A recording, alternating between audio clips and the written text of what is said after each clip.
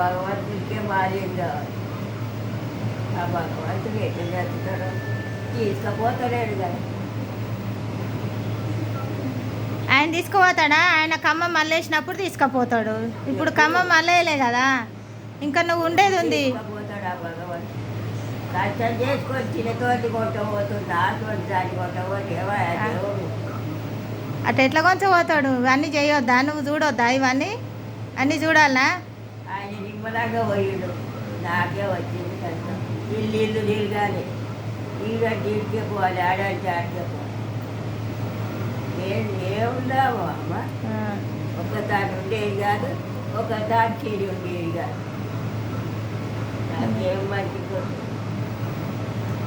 ఎవరికైనా ఇక పెద్ద మనుషులకు ఒక ఏజ్ వచ్చినాక అంతే అత్తమ్మా.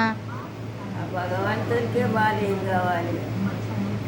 అది కష్టం చేస్తే తుమ్మడం పోయింది, అక్కడ పోయింది. ఏ ఇంటికాడైతే చెలిక పని అయితే బర్రె చెలిక అప్పు ఏ కాపు చేయలేదు. కాకరి మళ్ళా పడ్డది ఎక్కటే కన్నా ముందు అతను నువ్వే సరికాటుంది అమ్మ పని చేసేసాను అన్నది. అది